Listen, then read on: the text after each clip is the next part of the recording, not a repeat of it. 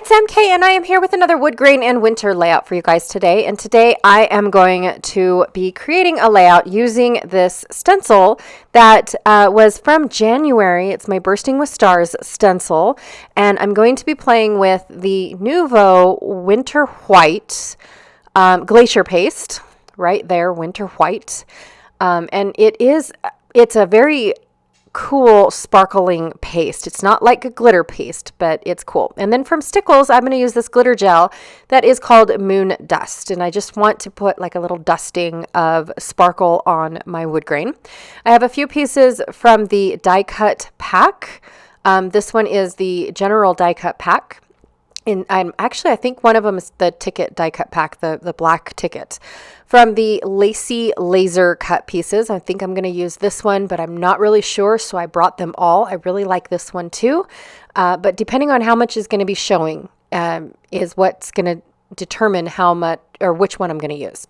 And then from the greenery pack, I have these laser cut pieces.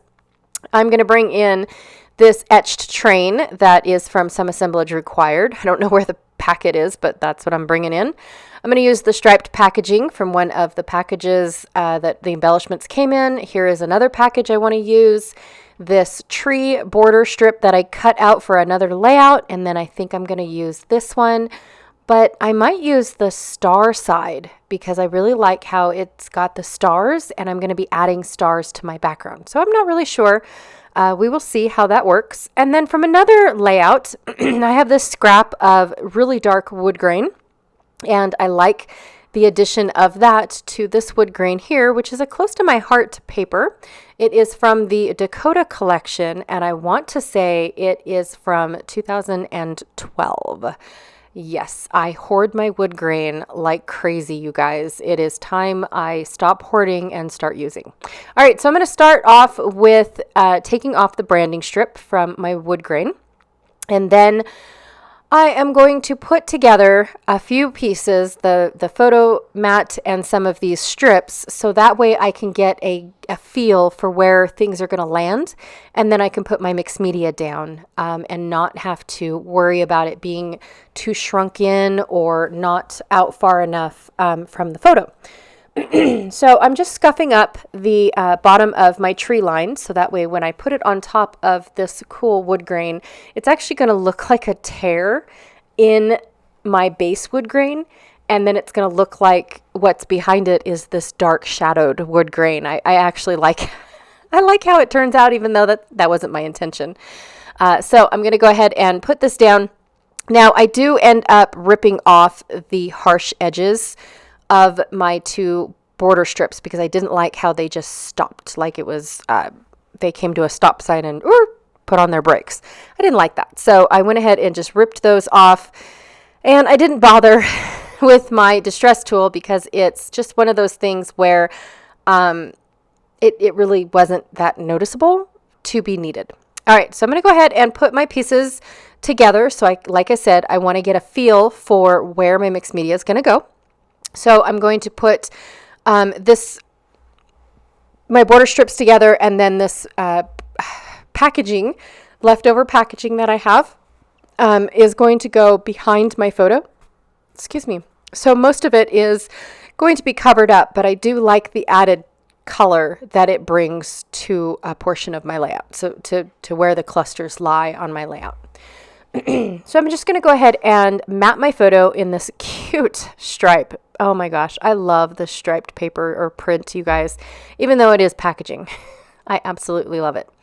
All right, so now that I have everything the way that I am going to start off having it, I'm just going to go ahead and trace out the main elements of my layout. I didn't go around every single tree. That wasn't the intention, but I'm going to do this so that way I can run some glitter gel and get a little bit of sparkle on my layout. So I'm just going to tap, tap, rub, rub, scrub, scrub, swipe, swipe, all that good stuff, all the way around my pencil lines. Now, the tool that I'm using is too big for the jar, and so I struggle a little bit trying to get out get the product out of the bottle. But I was just sharing with you guys, see the sparkle. It actually does add to the sparkle, to the layout. I really do like how it's just sparkly. And it's a photo of my son walking on the train tracks headed to a caboose that was part of the museum. The caboose didn't really have a plaque to it. It didn't explain anything to it. I have a better picture of it that I'm going to do in a layout, I believe tomorrow. But you don't see cabooses anymore. And I think that's the proper term of pluralizing that. But you don't see a caboose anymore. And my kids saw this one and just thought that it was the cutest thing ever.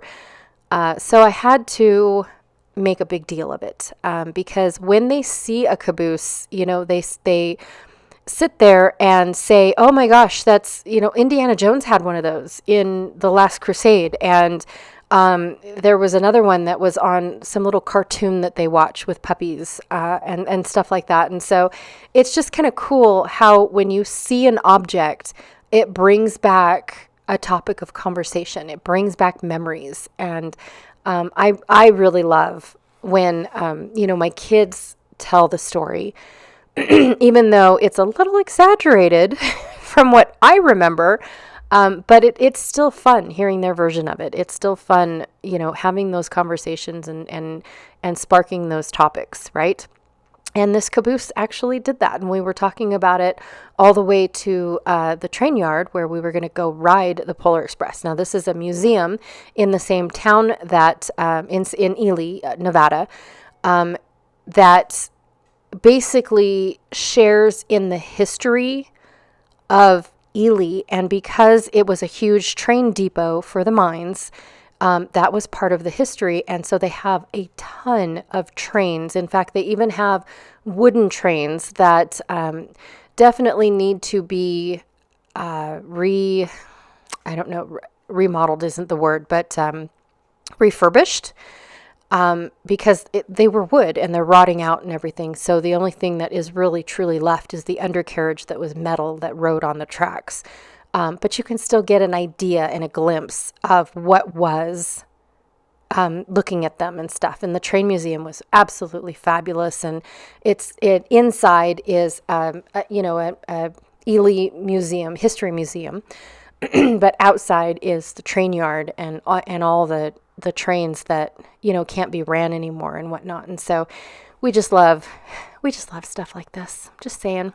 All right, so now that all of my mixed media has dried, I'm going to go ahead and start putting my layout together. I did decide on the more fancier lacy bit because I felt like it was going to show up a little bit better and be a little bit more prominent than if I were to just add the red solid lacy bit or stripe. And then once I added that, I could not stop myself. I went ahead and got out some red poinsettias. Thought it would be kind of cool to have them go up with my tickets along the side of my photo. I am going to put that little train. Now, it's not a caboose. This is more like a tanker car, where it held liquids and things like that. But I just really wanted to represent a train. Like it's just a single car. There's no engine or anything. Normally my focus is on the engines, and they didn't really have any engines at the museum, because most of the engines are restored and running in the train yard and actually up and moving. These are more of like the cars that used to be type of thing, like all the different types of cars that they used to make, for individual purposes. And so I thought that was kind of cool to put a tanker car on this particular layout, because that one is made for a specific purpose as well. At least I think it's a tanker car. I could be making stuff up. It could be a diesel engine. I have no idea, you guys. Oh my gosh. So I went ahead and I pulled out a couple of different poinsettias to add to my layout. I just really wanted to scatter some on the right side of my page and then a few going across with my with my border strips, my border pieces. And then, of course, I pulled in a pine sprig, and I felt like it needed one more thing, but I did not want candy canes. And I was like, oh, I really do like this flower, and I like how there's little goldy ribbons printed in with the flower and the sprigs and all that stuff, but I don't want the candy canes. So I'm going to look and see if there's anything else that I can add. I am going to add a smaller one because I felt like this viney poinsettia was missing something in the background. So I am going to put that back there. And I didn't mind the pine cones. I'm sorry, they're not pine cones. Have I been calling them pine cones this whole time? Oh, forgive me. The candy canes. I didn't mind them in the back there, but I do mind them up at the top. So I'm like, oh, how can I fix this? So I'm going to go ahead and cut them off the bottom and then tuck it in so you can't really see that they are there, and just use the poinsettia and, again, the printed gold ribbon and lace and whatnot, and then tuck a Santa in. And then, for why, I have no idea why I tucked a Santa in. I just did. And then I'm going to add this half curve of a train track and then another train track over on the side going up my photo to emphasize that my son is walking on the train tracks. Honestly, that was the only reason why I did. Now, I do love how this layout looks, and I absolutely love the fact that by happenstance, the rips look like I ripped the base piece. I just like that effect, and I thought it was pretty cool, even though it was unintentional. Happy little things like that just make me smile. That, oh my gosh, look, I did that, and I didn't even realize it. So fun. All right, you guys, so that is my layout for today. Thank you so much for hanging out with me today and joining me. Please be sure to check out the link down below for the playlist to go see everybody else playing along with Woodgrain and Winter. And don't forget to stop by Janet Fritz's channel, who is the brainchild behind Woodgrain and Winter. I love all of her ideas, by the way. And I will check you guys all later. Bye.